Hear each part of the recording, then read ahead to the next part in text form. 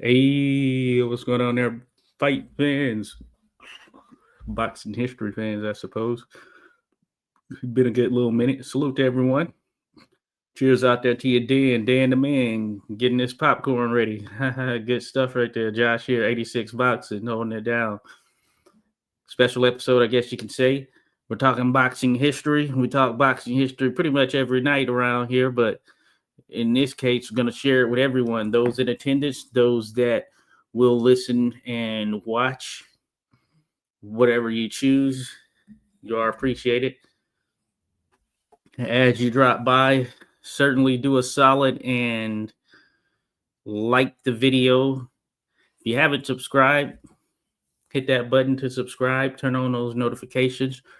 More stuff will be dropping. As a matter of fact, there'll be a video dropping shortly here after this. I'm going to go for about an hour. I guess we can say somewhere around an hour. And it's going to be on the subject of one of the fighting Marines that are out there in history who's done their thing in the squared circle in the boxing ring. And that's none other than the upstate onion farmer himself, Carmen Basilio. Carmen Basilio. They have new features here on StreamYard. So let's give an applause to video there. I'm liking it.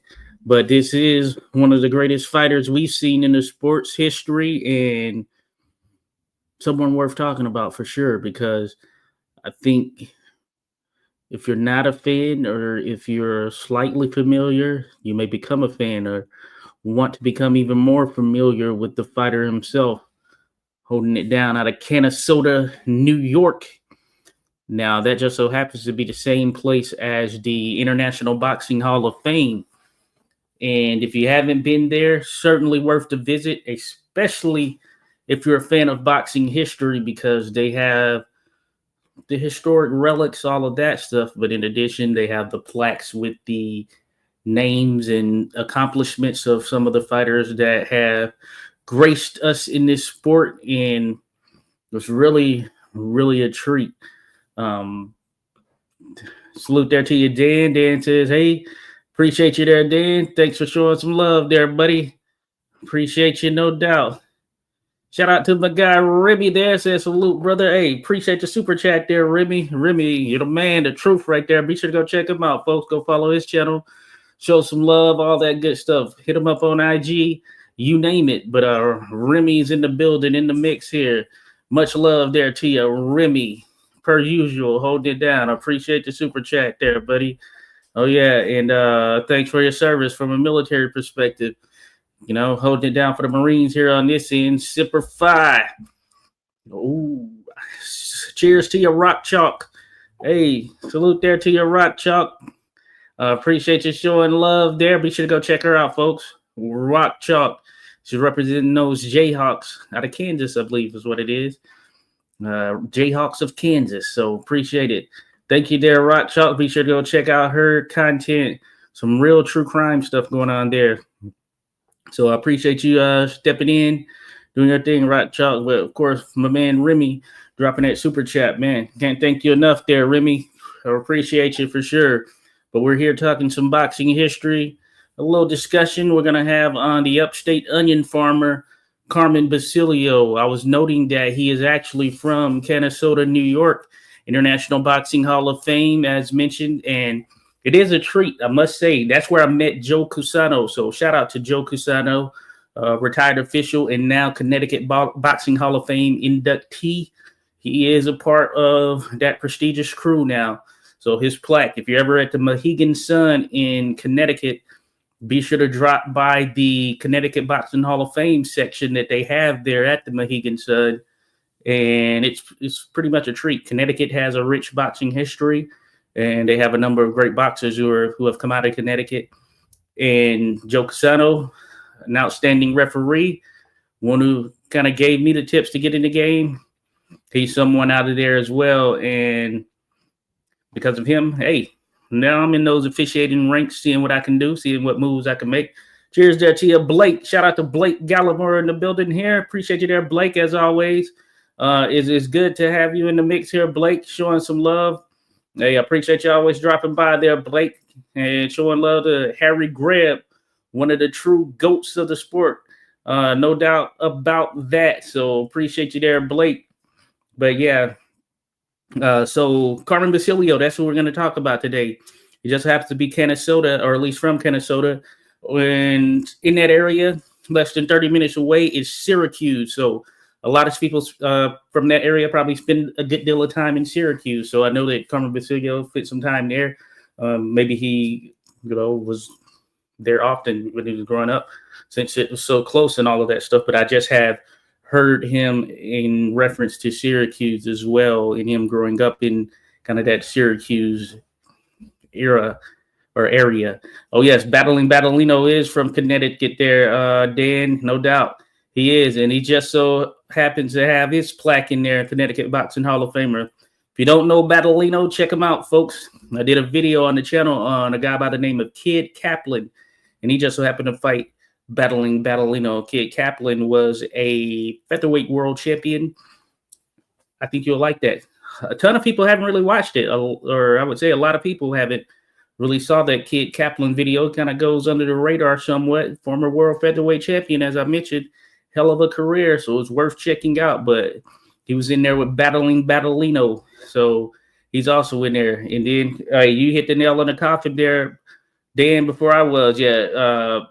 Tommy Ryan and Nonpareil Dempsey from upstate New York. But specifically Tommy Ryan, I was going to mention because one of the names he went by earlier in his career was Tommy Ryan of Syracuse. And he, if you don't know, is one of the greatest, if not the greatest, welterweight, middleweight combos in boxing history, having won the world welterweight and middleweight titles. And outstanding record, outstanding resume against top tier opponents, and truly a steward of the sport. When you talk about the sweet science and the eras of the past, we don't have any video of Tommy Ryan in action, but just reading the accounts, you get that understanding and know that he was one hell of a fighter, astute gentleman of the game, the fundamentals, the pugilistic side of things. And there's a video on the channel that details it. He's certainly one of boxing's GOAT. He is not talked about as often as he probably should be. So if you're doing a welterweight ranking, for sure, he should be in that top 10, possibly the middleweight as well, because he's that good of a fighter for sure. But another one who's going to be in that top 10, I feel, regardless, is Carmen Basilio, who we're discussing. Canastota, New York, Carmen Basilio. So he is one of the best we've seen. Carmen Basilio nephew was world champion Bacchus, I think his name. Oh, awesome there, Dan. Yeah, I don't think I knew that, but that's pretty dope right there.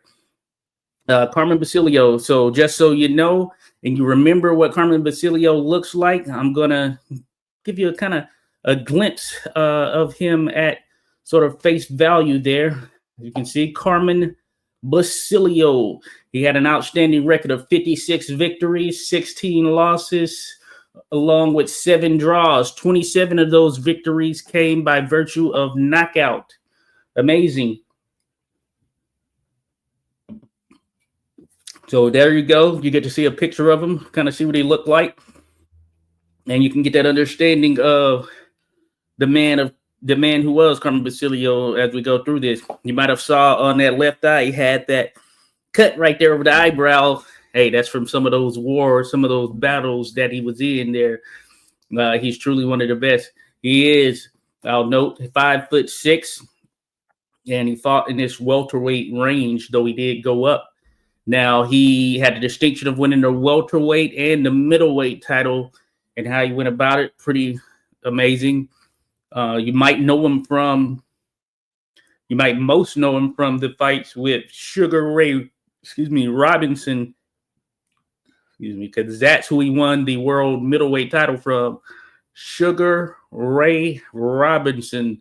And I feel like he needs no introduction. Oh, yeah. Shout out to TFB97. TFB. Appreciate you, says Big Up 86. As a matter of fact, I want to give a shout out to TFB specifically because he actually dropped a comment, mentioned doing some lives, and he threw some names out there. And I was like, say no more, essentially. So I appreciate you there, my man. It's good to have you in the mix here, but I appreciate you even dropping those names, getting that spark going. So I had to come on and show some love to some of these historic fighters. And one of the names was Carmen Basilio. Now, I want to note on the channel as well, I did a video on the top 8 fighting Marines.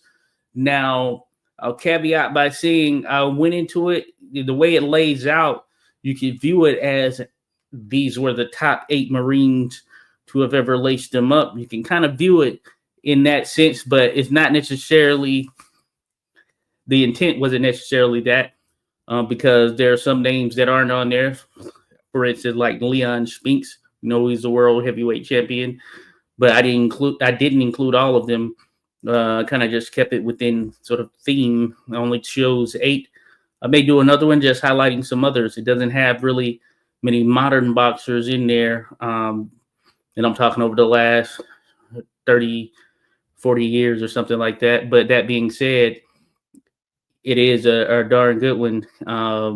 So do check that out. Carmen Basilio's on that list, of course, because he is a fighting Marine. TFB mentions that Basilio was in Ring Magazine Fighter of the Year 5 times. That's just absolutely crazy.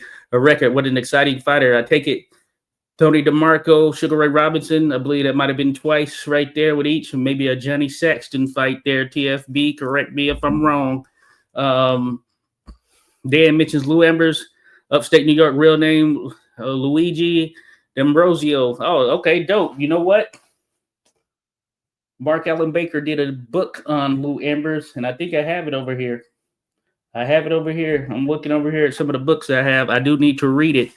But Lou Ambers, hell of a fighter right there. As a matter of fact, Lou Jenkins, someone who Carmen Basilio faced, I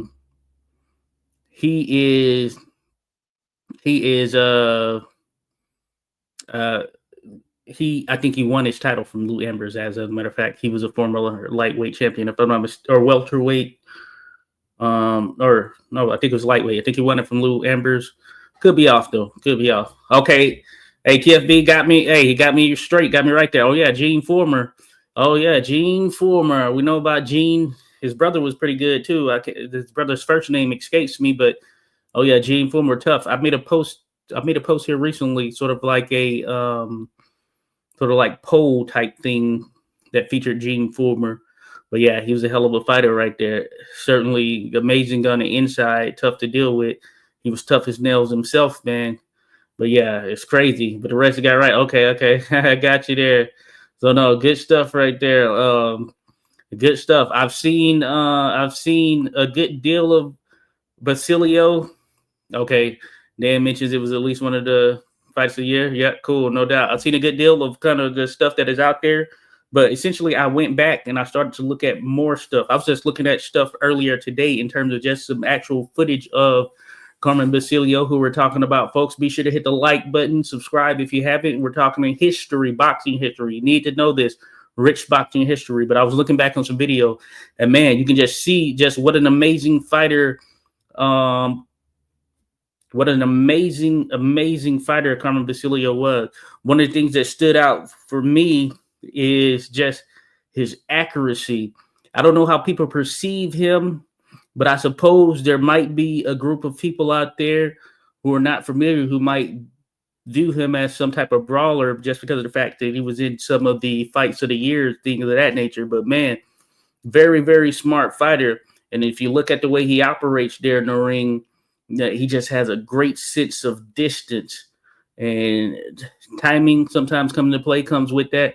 But he has a great sense of distance, man. And I suppose if punch stats would have been counted and around at that particular time, he might tend to be one of the more accurate fighters, because I didn't see a lot of wasted punches from Basilio.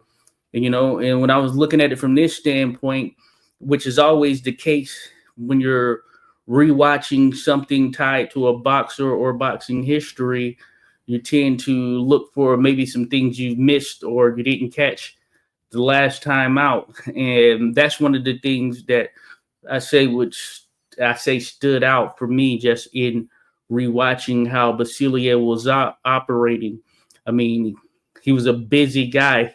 He could throw a good deal of punches, but they weren't wasted punches. He was sending those things in with pretty high accuracy from what I could tell there based on the footage that is out there.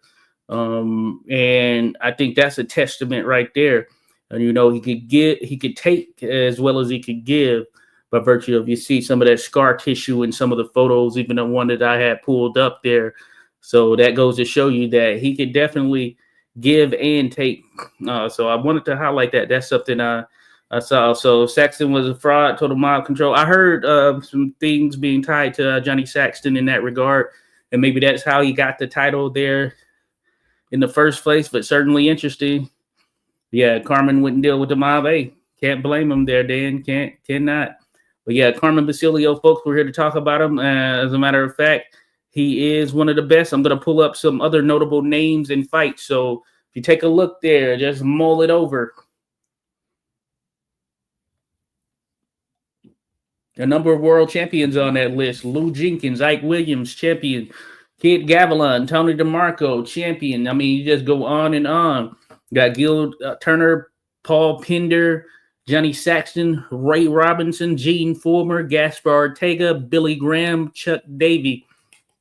So we can kind of start there from the beginning. And essentially, Lou Jenkins, that was probably the first notable fight I saw on his resume. Lou Jenkins, he is a military guy in the sense that he did serve in the military.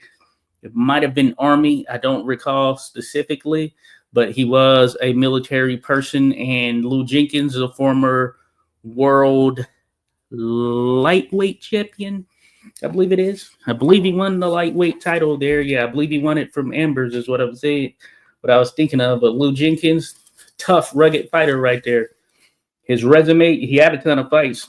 I'm guessing maybe somewhere around 200, or at least close to it. But his resume, if you look at his resume, you'll see that he had a number of wins. He had a number of losses as well. But the thing you have to know is on a fight, it's really about any given day. That's why taking a loss, and I try to tell it to others who may lose in this sport who are competing, don't take it to heart in a way that it fully derails you from pursuing what you want to do in your career. Because a guy like Lou Jenkins, for instance, is a prime example of someone. If you look at his resume there on paper, you're probably going to think, man, he had some good wins in terms of total number, but he had a lot of losses. But every fight is different. All wins and losses are not created equal, and that's something I preach. I've used it as a slogan on the channel for sure. All wins and losses are not created equal, and I think Lou Jenkins is the epitome of that. And that's what you need to think about as a fighter in there. Say you take a loss, you build from that, you come back. It's a fight. Whatever happens, happens. And it's tough from a mental standpoint, I suppose, because it's an individual sport.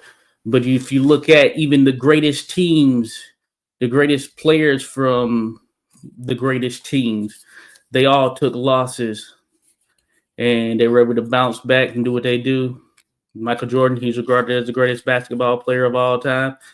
It's not like he went undefeated in every game that he played. It's just a matter of he built off of those losses and whatever hindered them from being able to excel in the previous contest. So that's one of the things to think about. But Lou Jenkins, that's someone that Basilio took on early on. I want to say it was within his first 20 fights, somewhere in that range there, as I think of it, which tells you kind of the level of competition. And Jenkins at the time, I believe he might have had already over 100 fights, or he was bordering on 100 fights at the time that he fought Basilio. So that can be tough for a fighter. More fights, more experience, more chances to see some of those things, some of those intricacies that some of the veterans, the true minds of the sport see and think about.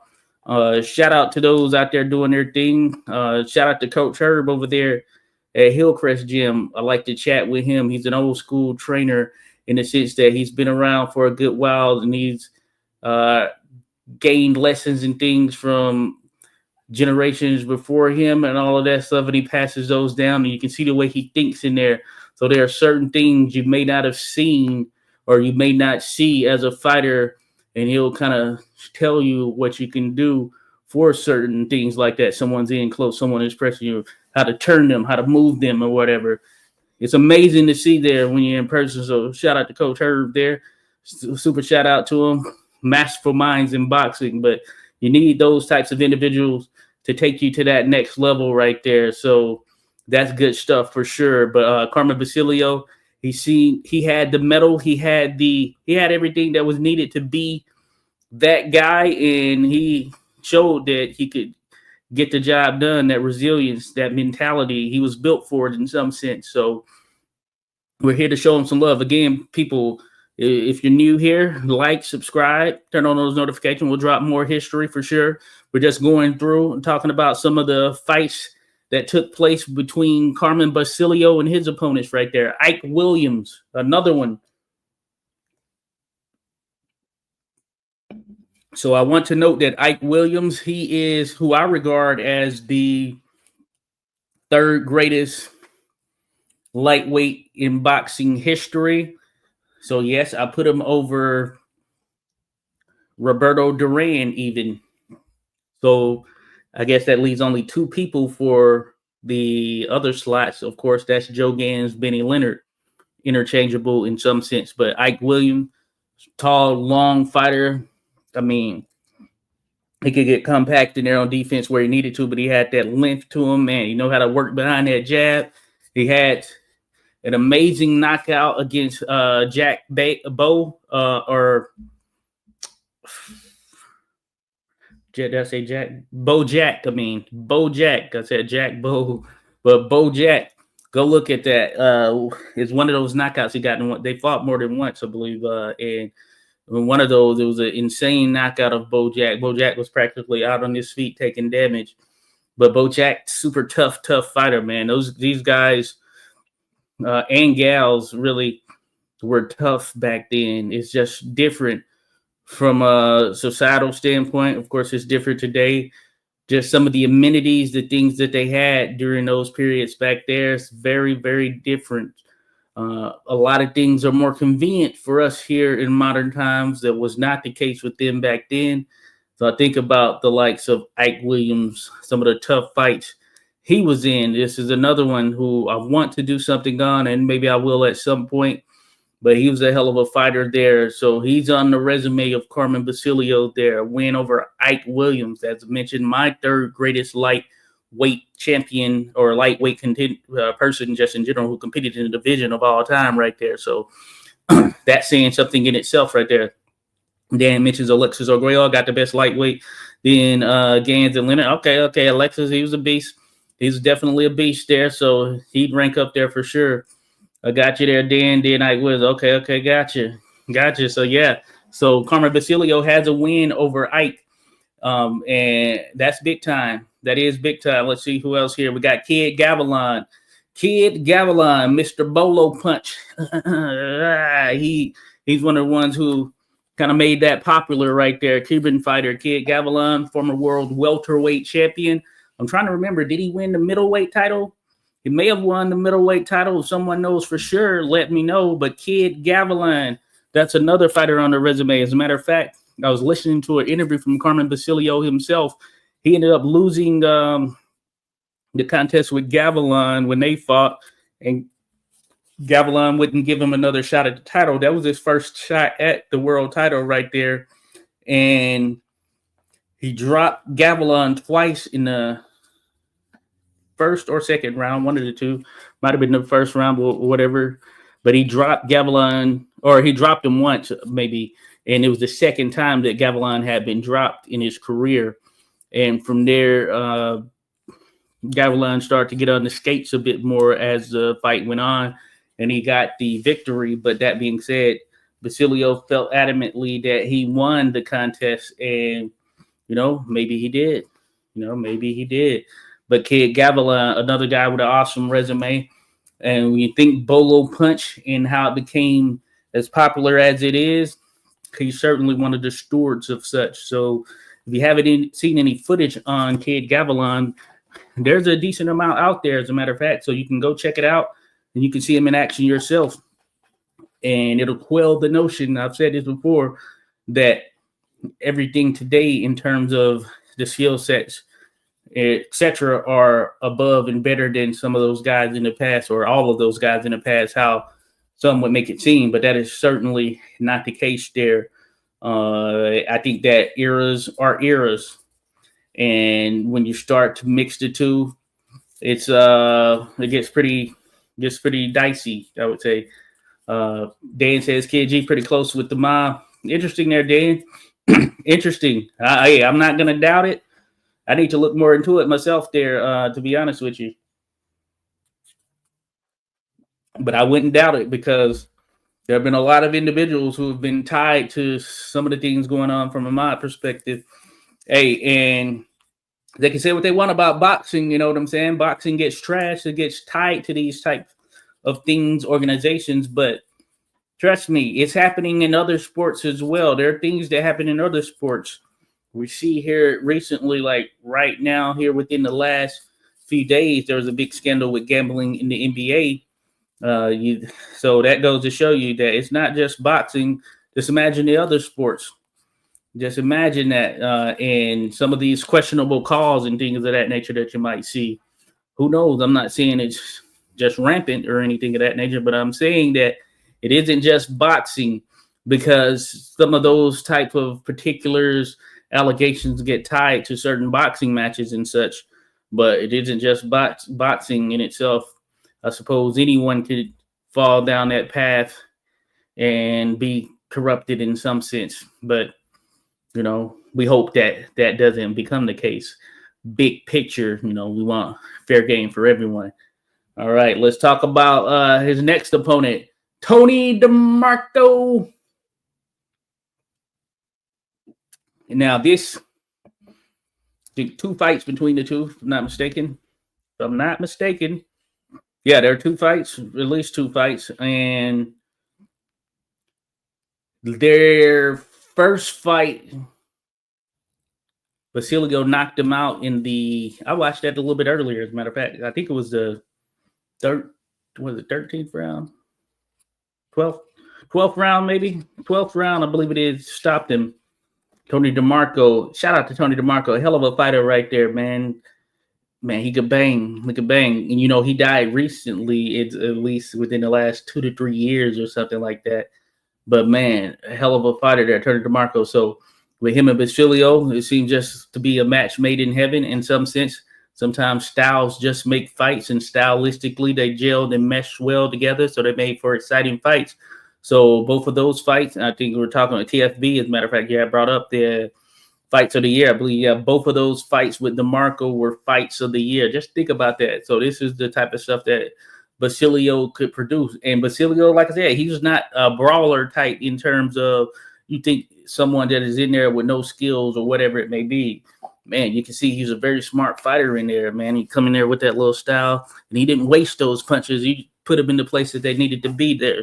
Just some short punches in range, all of that stuff. He'd be right there in the range that he needed to be. But he knew how to put those things in place. But, those fights with DeMarco, things of beauty right there. There is footage on YouTube, so you can check out him and DeMarco in action. And if you haven't, I'd certainly recommend you doing so, because fights of the year right there. So Tony DeMarco, that's who Basilio was able to win the world welterweight title, I believe for that first one, he was able to win that world welterweight title from him. So it's pretty, he was a hell of a beast right there. DeMarco, and always made for something exciting when the two were able to lace it up. And I suppose that ultimately, when you think about Carmen Basilio and his rivals, his greatest rivals, I suppose it'll come down to Sugar Ray Robinson, and that's probably going to be the one that gets the first nod there, just because of the popularity and the career of Sugar Ray Robinson. But outside of that, those fights with DeMarco, they stand the test of time, and that in a sense was a rival there, Tony DeMarco. So it's certainly worth noting there. As mentioned, when you can have the fight of the year anytime you lace it up with an individual, then I think that speaks volumes in itself. In some styles, they just ultimately make fights, and that's the case with DeMarco and Basilio right there. Salute to everyone again here. Josh, we're holding it down. 86 Boxing. We're here talking about Carmen Basilio, folks. If you haven't, you've dropped by, show some love. Be sure to hit the like and hit subscribe right there. Real quick, let me check this comment here. Dan mentions Kid Gavilan. Oh yeah, pretty good fighter, all that stuff, but a great fighter. Johnny Saxon, a joke. Got you there, Dan. I knew a guy named Gene Poirier beat Prime DeMarco. Oh, that's pretty dope right there. And you knew him there, Dan. That's what's up right there. Isn't it funny? It's kind of crazy how we can run into some individuals from boxing here currently or boxing's past in terms of when they were active and competing. But it's all pretty cool just thinking about it from an overall standpoint. When there's that appreciation that is there because, man, it's a tough sport, but it's rewarding as well. You build relationships. And you start to build these relationships, and you never know what comes about as you go through that process right there. So shout out to everyone involved. I know it's been a fruitful situation for myself just in terms of being able to be involved, being able to see some of these fighters, some of the younger ones who are coming up, even those that are now contending for titles or actually have titles. Shout out Tiara Brown. She has a world title. And there are a number of others who are out there. It's kind of amazing just being able to be a part of it and witness it because it is truly something special there. Let's look again. We got Gil Turner and Paul Pender to finish out that left side right there.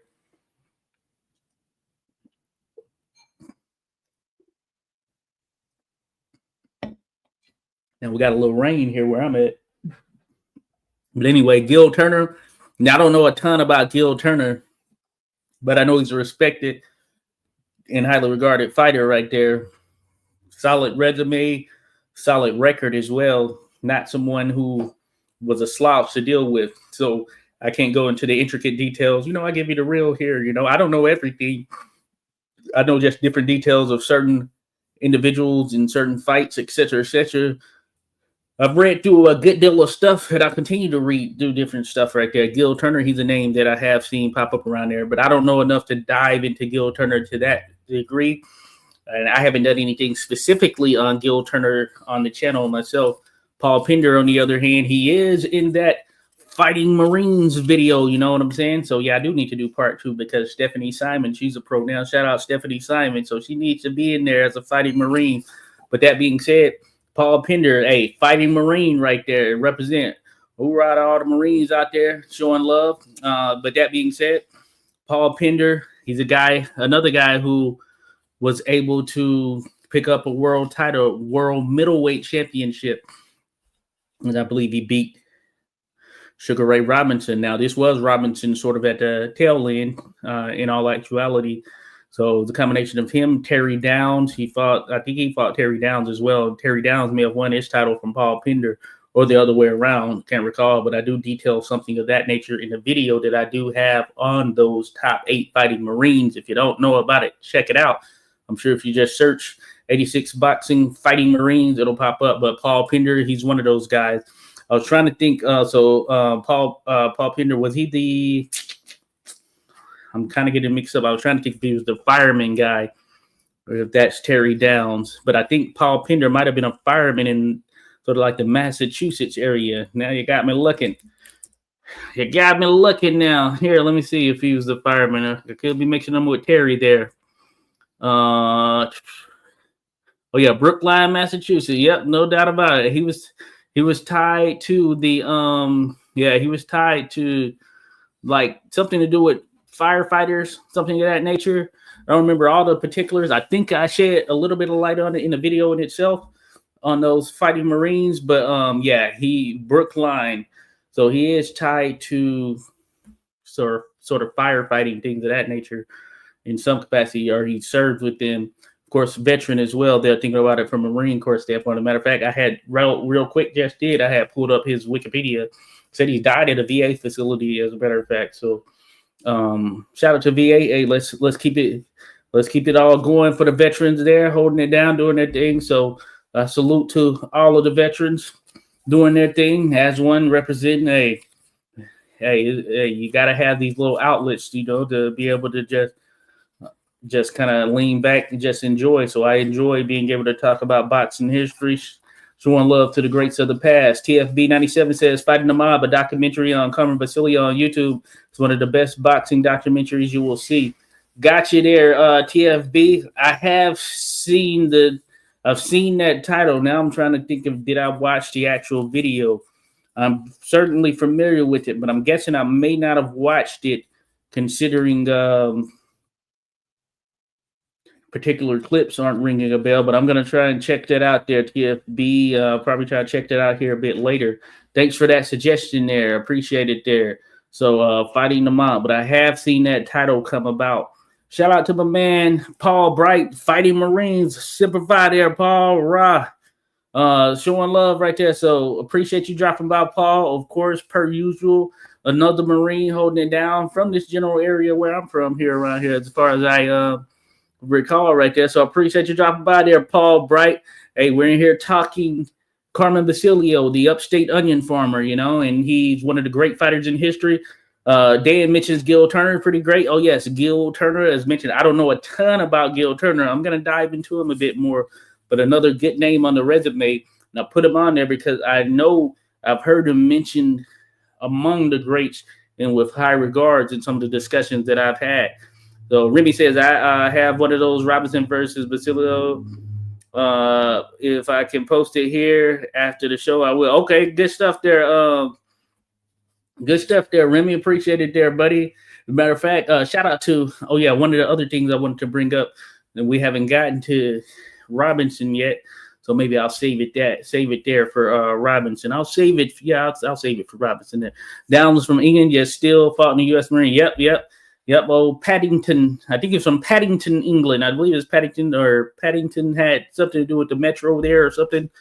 I believe it's something that nature. Yeah, Terry Downs. Yeah, he was from England, but he did do work there, putting in work for the U.S. Marines, believe it or not, folks. So people are showing love right there. Hey, we can all get along. We can all do our thing for sure. And that's a perfect prime example right there. TFB says Gil Turner was a fantastic fighter, undefeated. Beat Jack and Ike Williams. Looked great. Okay. Beat Bo Jack and Ike Williams. Then lost to Gavilan in one of the best welterweight fights ever and was never the same. Wow, it's crazy how one fight can change things right there. But good stuff there, TFB, for dropping those nods there. So I'm definitely going to check out what's out there, because, sometimes I imagine you all know it as well. You can look at different things and it can be a breeze, and you'll start to watch something like, you know what? Deja vu, I've seen this before, because I can't remember if I've seen those. But that being said, it's like that sometimes, but good. Thank you for that nod, TFB. Going to check those out. But Gil freaking Turner there, but that's a name I definitely have heard, and it has been held in high regards there. But just look at that. Bo Jack, Ike Williams, Kid Gavilan. That's enough right there. There are people in the Hall of Fame with probably a lesser resume when you think about it, but it is what it is. Paul Bright showing love there. Remy says, can I post it? Oh yeah. Hey, Remy, feel free anytime, anywhere. Feel free to post anytime you want there, Remy. You can definitely post. We want people to show love to whatever it is. No, appreciate you there, buddy. Feel free to post. You have full range, no doubt about it. So do what it do. Yes, sir, Paul Bright, the mighty DMV holding it down. Indeed. We're here again, folks. If you haven't, hit that like button, hit subscribe. If you haven't subscribed, I think it matters to YouTube. But let's get some things jumping off. We're going to that other section. Johnny Saxon. Now, that is someone that Dan just mentioned who has some ties to him that are potentially mob related. Of course, he's not the only one. And hey, it's just one of those things in the sport. There have always been some sort of seedy characters, some questionable tactics those type of things that would essentially leave one to question the authenticity of certain aspects of a fight or an event or what takes place. And the mob, there's no question they've played a role in certain situations in the sport of boxing. I have seen different things related to boxing and the mob myself personally, as far as some videos and things that are out there and reading some stuff. And it's very interesting, Johnny Saxton, he seems to be one of those guys who has some ties to him. Another guy, Jimmy Carter, who came to mind. I was going to do a video on Jimmy Carter, and I know that's another thing or another fighter where some of those ties and accusations kind of came to fruition in some sense. Is one of those things, We got a video out there we can see, and we know that, for instance, Al Capone, who's probably the face of the mob, as if you look at it from a historic standpoint, and we know he loved the fight game, was involved with it and all that stuff. As a matter of fact, I did a video on the channel here recently, as in within the last few months, on the fight between Joe Gans and Terry McGovern that took place in Chicago. I kind of led with sort of the question of, if you saw Al Capone and a boxer in a picture, look like they were just chilling out, having a good time or whatever, would you think anything of it? Would you think that boxer is compromised or anything of that nature? Or is it just, hey, maybe that's a friend or whatnot? There so happened to be a picture that I used on there. We're not trying to cash any accusations or assertions in whatsoever, but there's like a picture of Al Capone and Jack Sharkey, for instance. And Jack Sharkey was a good boxer. And if you look at his record and all this stuff, he was kind of up and down. I don't know, but just like, hey, what if you dress for friends with one? And I had heard that, for instance, Rocky Marciano, the plane he was on, where he unfortunately passed away, that somebody's son who was on there or something like that, or maybe he was friends with the son of someone tied to the mob. I don't recall who it is or whatever it may be, but that doesn't necessarily mean that he, did anything that was out of the ordinary, out of the question. I mean, he was undefeated, and he put a beating on a lot of his opponents. So it's one of those things. Very interesting, though. It's very, very, very interesting. I will say that. TFB says, I may be wrong, but I believe Gene Foreman was the only person to stop Basilio. Basilio and Foreman were two tough SOBs. Robinson, too. I saw on BoxRec when I looked at it a little bit earlier, it seemed like he had two stoppages. But, yeah, Foreman. And, of course, it could be off there. If I recall correct, I think he had – oh, you know what? I still have it up here. Matter of fact, hold up. Yes, it shows two. Let me see. So Fulmer. Oh yeah, both Fulmer. Oh yeah, he was the only one. So yeah, both of those stoppages were to Fulmer. Hey, and I guess that's essentially kind of gives the notion that style and Fulmer was a tough one to deal with. So that's saying something right there, because we know Robinson could punch, and there are some others who he laced it up with who had pretty good pop. So that's saying something that it was Gene Fulmer, and Gene Fulmer's style, not necessarily conducive towards that sort of one punch knockout, but kind of that grittiness, getting in there on the inside, roughing things up. Hey, that pressure burst pipes, as they say. Remy says, cool, 86. People can watch after the show. Not right now, fellow Sugar Ray Robinson versus Carmen Basilio, your 160 champion versus 147. Oh, yes, indeed there. If you haven't, so Remy dropped that in there. I'm going to star it. But basically, Remy dropped that in the chat there. He has dropped it in the chat, but check that out, folks. But that'll take you directly there. Sugar Ray Robinson. As a matter of fact, let me see. Let me look at the paper or the sort of graphic I had right there, because we're talking about Johnny Saxton. I didn't really get into Johnny Saxton, but Johnny Saxton, another fighter that he was in there with, Saxton, you look at him on film, not too bad. I mean, there's something there. There's something to him. Looks like he was pretty solid, pretty decent. But yeah, the mob ties and all of that stuff. Hey, that's another question. But we're gonna go to Ray Robinson, of course. Remy, you just mentioned him. Ray Robinson, in Sugar Ray Robinson, folks. is one who is regarded by, I would say, the majority. If you polled all of boxing, like every boxing fan, diehard to the casual, who's the greatest fighter of all time, I have no question that Sugar Ray Robinson is going to be the one that comes out on top in that regard. So, I mean, I think his resume, accolades, abilities, influence overall in the sport speaks for itself. It most certainly speaks towards for itself. I don't really have to share much about Sugar Ray Robinson and his feats in the ring specifically, because I know that everyone here right now already knows the deal with Sugar Ray right there. And for those that may not know him in full detail, you still know him, and you know the regard for which he is held in. One of the greatest of all time, possibly the greatest of all time. He scaled the weights. He put in the work, multi-division champion type thing. So, I mean, what can I say? What can I say? He was an amazing fighter for sure. TFB says the middleweight division in the 1940s, 50s, 60s was packed with fantastic fighters. So many big names, a golden era. Really, now the division is dull since GG and Canelo has retired. Since GG and Canelo have retired and moved up. Yep. Middleweight right now, the leading candidate is Janabek Alam Connolly. He is pretty damn good, but certainly you don't have the names right there that are kind of breakout star-making type names at the current moment. But it is what it is right there. It is what it is. Those are some good ones. Fulmer, tough as you get. Yeah, Carmen and Fulmer certainly there. Throw Lamada in there. And Remy, shout out to Remy there. Hit me with a super chat, said appreciate it. It's a 5-round fight, but entertaining while it lasted. I love old fights. No doubt about it, Remy. Hey, appreciate you there, buddy. Showing some love right there. Salute there to Remy. Drop something in there. Man. You know what I say? Hold on. Let's see. Get the drum bells going. They added features, sound effects here in this thing right now. So I appreciate you there, Remy.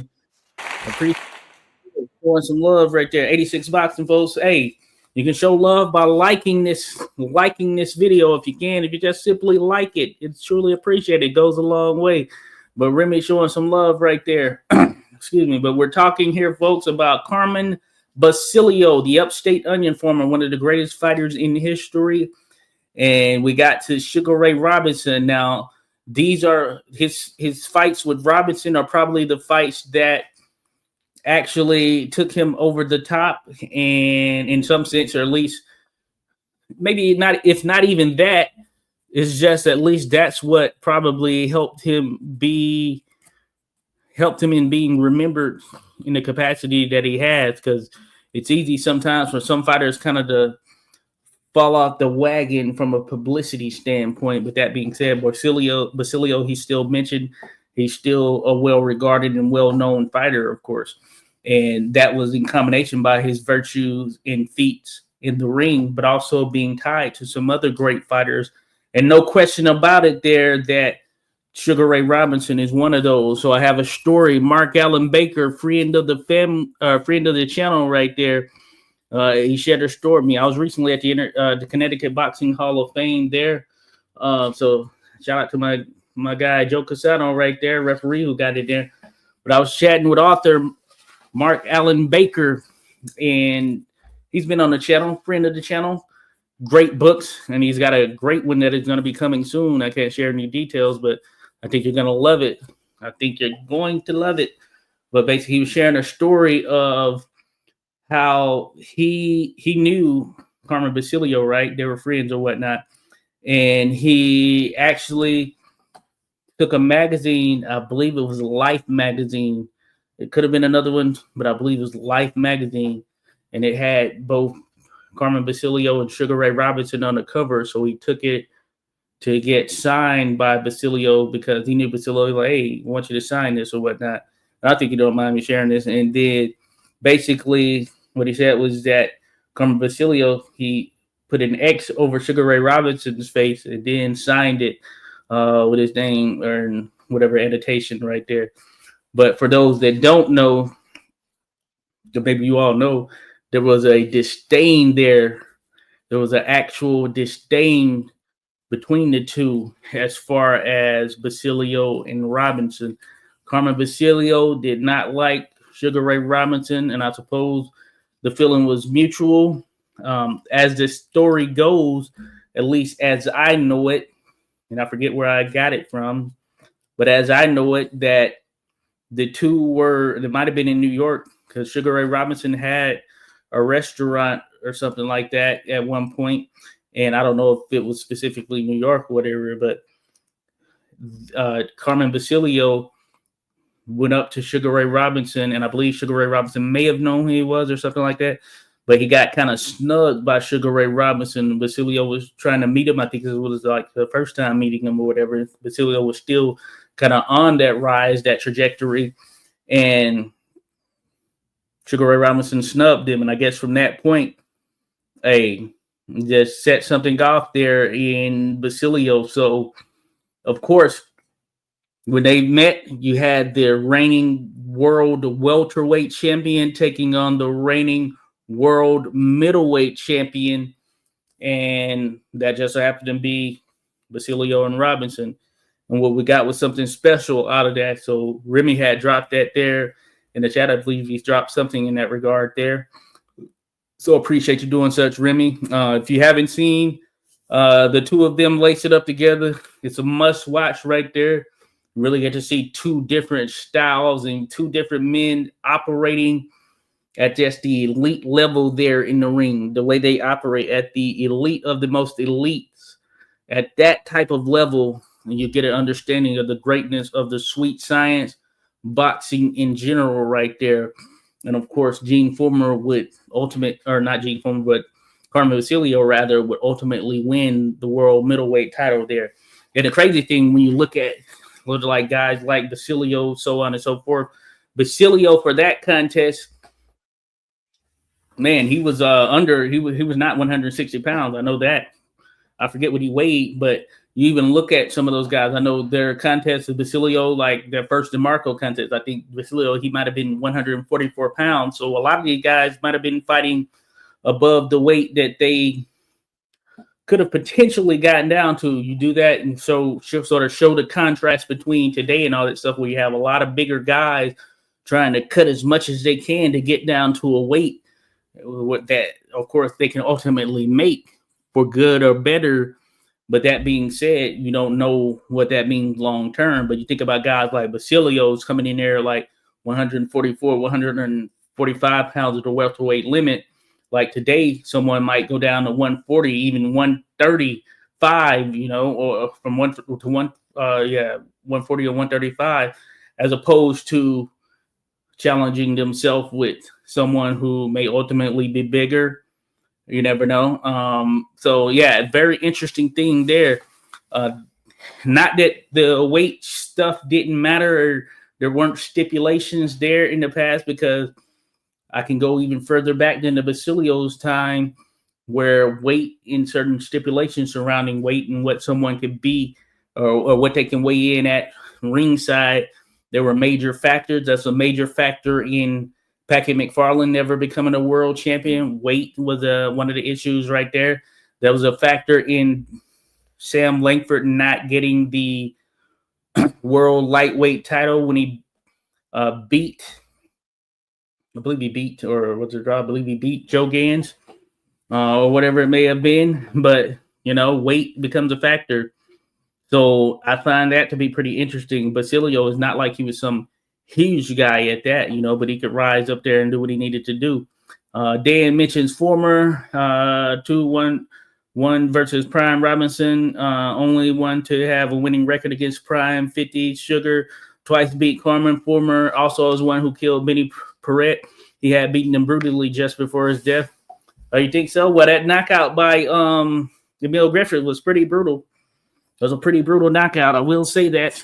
I'll have to look into that, Dan. That was a brutal knockout and a mishap on the referee's part there in that fight fight between Perret and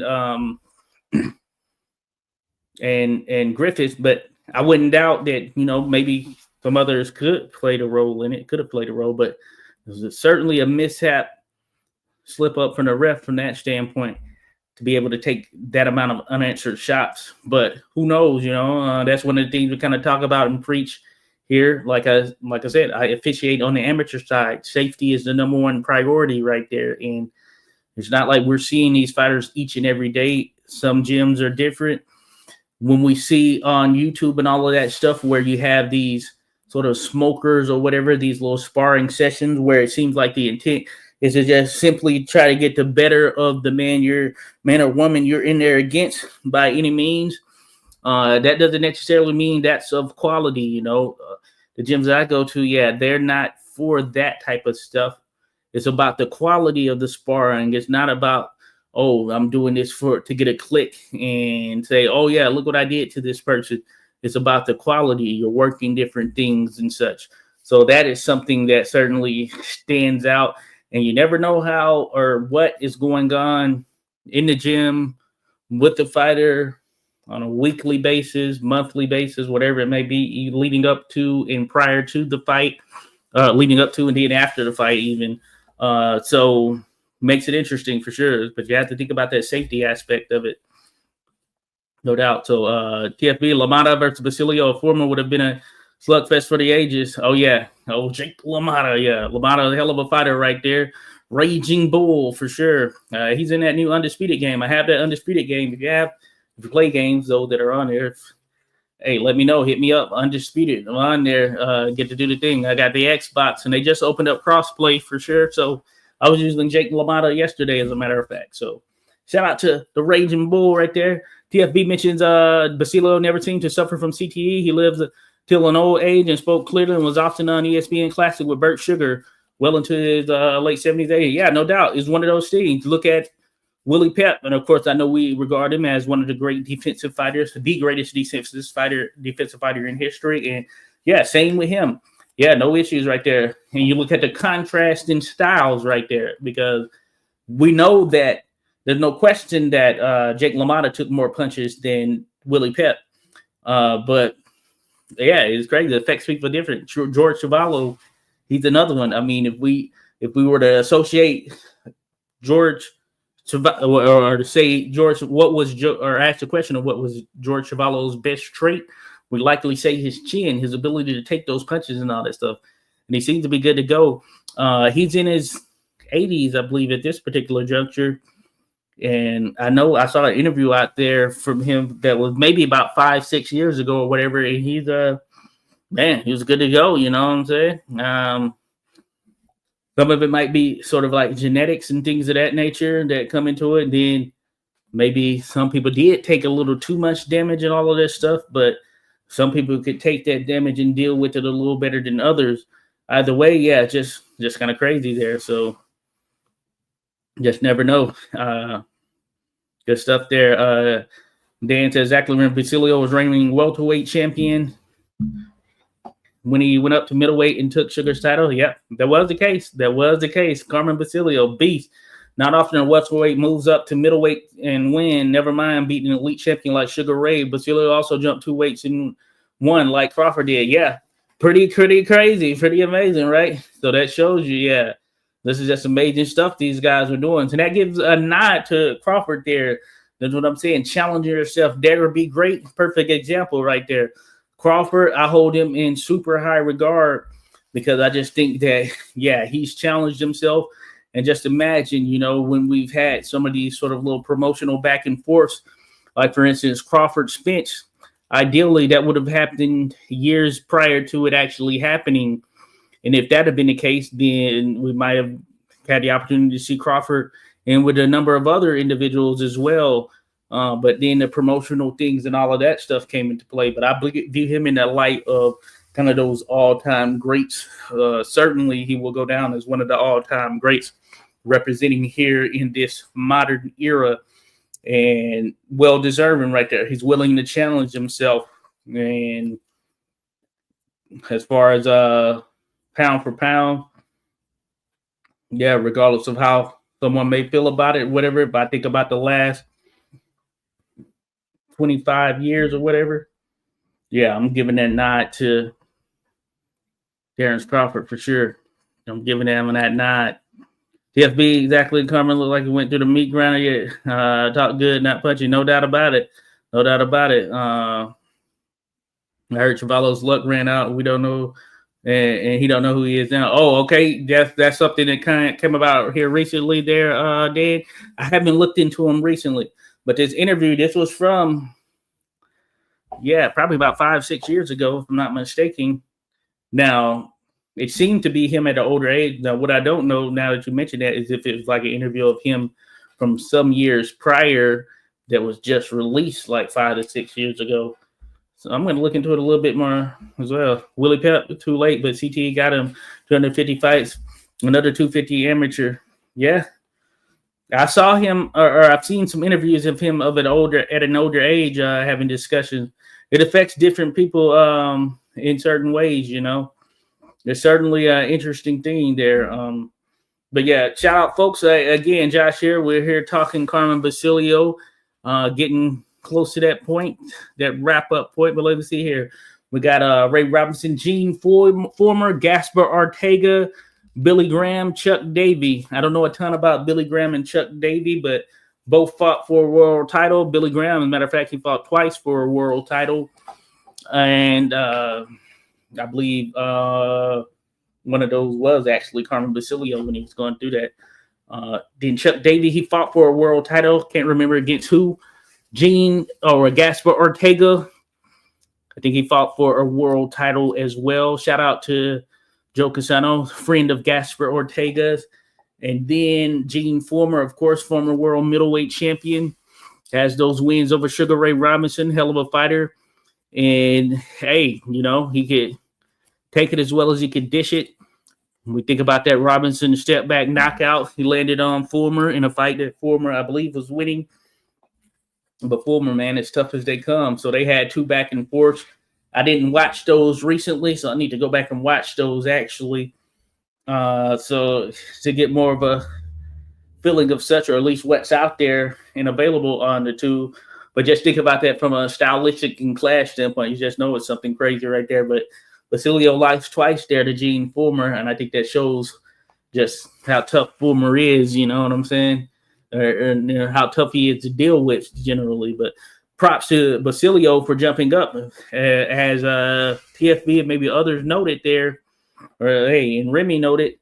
Yes, it's crazy because when you were jumping up from welterweight, you were jumping straight up to middleweight. You didn't get those in between type of luxuries or whatever. So you're gonna come in at what you're coming in at. And when Basilio was in there with Sugar Ray Robinson, he weighed less, and that's the case with a lot of the fighters who chose to move up back then. So they have more weight classes in between now. I think it's like 18. So very different sport in that sense, you know. And props to everyone who's involved, though, you know. Shout out to all who are out there doing their thing. TFB says, I have heard the same story about Chavallo Dan in a nursing home now suffering with dementia, but he did get well into his 80s before the damage took his soul. Okay, TFB, good to go. So that's 2 people that mentioned it. Yeah, unfortunate. But as I mentioned, there are some interviews out there from recent times, within sort of the period I was mentioning where he's speaking, he's good to go and all this stuff, but not surprised as he's gotten older, even further there in age and all that stuff. So unfortunate. And we know there are other boxers out there, some who took a good deal of damage, who suffered from it far quicker than the likes of a Chavallo. When we think about Wilfred Benitez or Wilfredo Gomez, for instance. And it's very unfortunate. This is a side we don't typically see.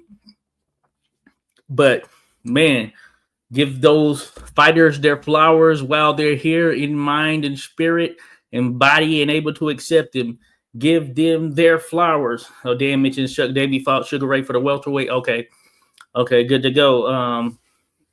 Good to go, Dan. Thanks for sharing that. TFB mentioned Basilio's eye injury in the second fight is insane. I don't know if he fought 14 rounds with that injury. It was remarkable and how tough Basilio was. Yeah, certainly one of the toughest that the sport has seen. And I think I took down that sort of, because I did something on sort of the iconic photos, but the photos there of Basilio with the crown, that's one of the iconic photos in boxing history there, for sure.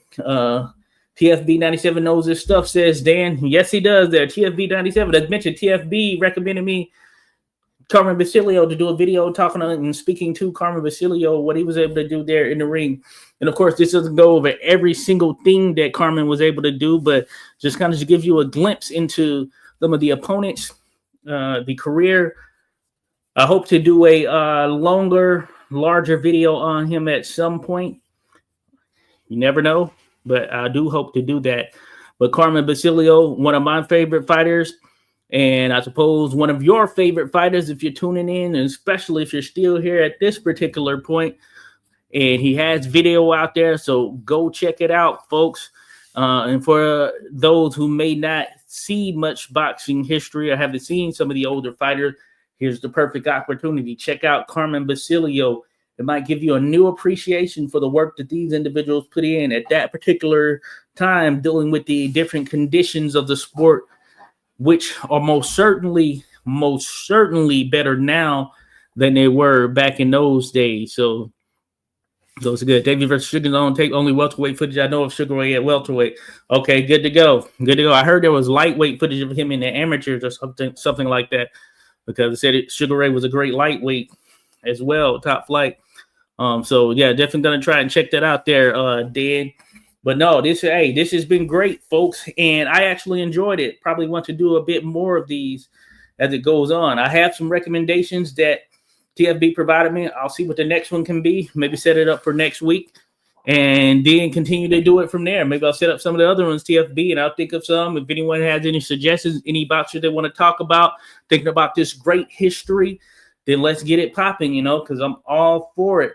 All about the boxing history aspect and angle of things right there. So I appreciate everyone who dropped in and showed love. Remy, my man, Remy there, dropping the super chat and all that stuff.